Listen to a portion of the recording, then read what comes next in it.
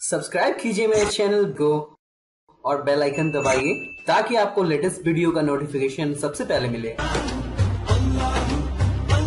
अस्सलाम वालेकुम वरहमतुल्लाह। मुहतरम भाइयों, कुछ दिनों पहले मेरे एक वीडियो फेसबुक पे चली थी जिसमें मैंने ये मसला बयान किया था। इस मसले पर मैंने बात की कि इमरान खान जो मसाजिद के अइम्मा को तनख्वाह दे रहा है, ये बात बिल्कुल ठीक है। ये बात इस्लाम की निगाह से भी ठीक है और इस पर मैं थोड़ी सी तफसील करना चाहता हूँ। पहली बात यह है कि मैंने कहा कि मौलाना साहब फजलुर रहमान, जो आप किसी शख्स को काफिर कहते हो कि आप यहूदियों के एजेंट हो, नबी सल्लम की हदीस आपने नहीं पढ़ी। नबी सल्लम फरमाते हैं कि मन क़ाल ली अख़ीही या काफिर, जो मुसलमान को काफिर कहे इन दोनों में एक काफिर होगा। आपके पास कौन सा वो सबूत है जिस पे आप कहते हैं कि वो यहूदियों का एजेंट है और ये है? अगर दाढ़ी नहीं है और मिसाल फलां मदरसे में नहीं पढ़ा, तो ऐसे तो बेशुमार लोग हैं।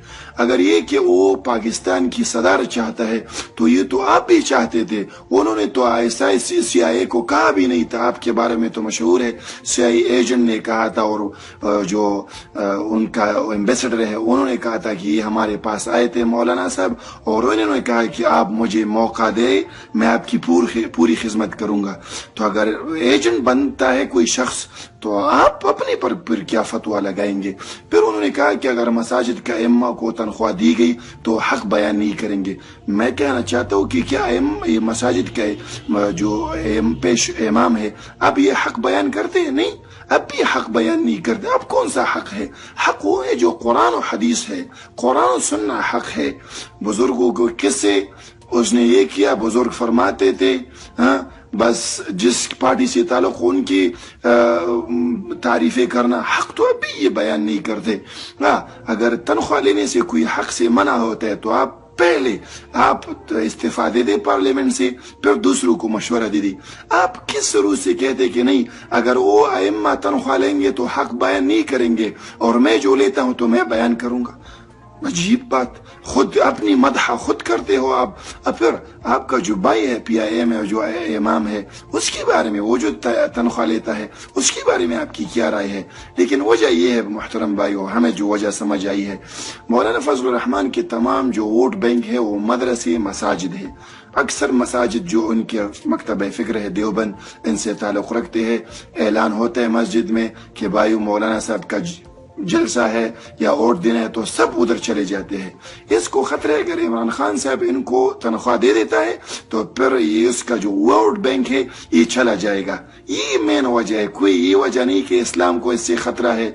इस्लाम से अगर खतरा हो मौलाना साहब, जो आप इस चीज के कायल हो डेमोक्रेसी, इमरान खान साहब को छोड़ो, इस्लाम का नाम इस्तेमाल नहीं करता। आप तो इस्लाम की बात करते हैं। डेमोक्रेसी की तारीफ ही है कि peoples government for the people by the people, लोगों की हुकूमत लोगों की पसंद से लोगों के लिए।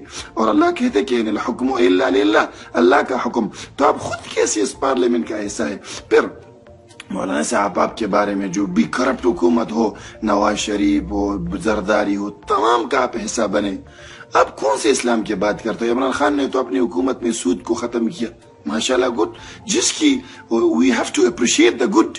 जो अच्छा काम है उसको हम अप्रिशिएट करते हैं। सूद को खत्म किया, मदारिस में मदरसों स्कूलों में नाजरा तफसीर शुरू की और ऐसी अच्छी मज़ामीन जिहाद के मुतालिक उन्होंने किताबों में डाली।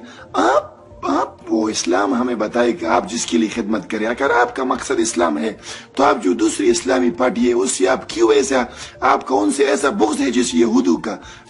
जमात इस्लामी के बारे में आप ये कहते हैं ना कि एक मादूदी सो यहूदी, क्यों आप फिर उनके बारे में ये करा? इमरान खान को तो छोड़े, वो तो यहूदियों का एजेंट हुआ।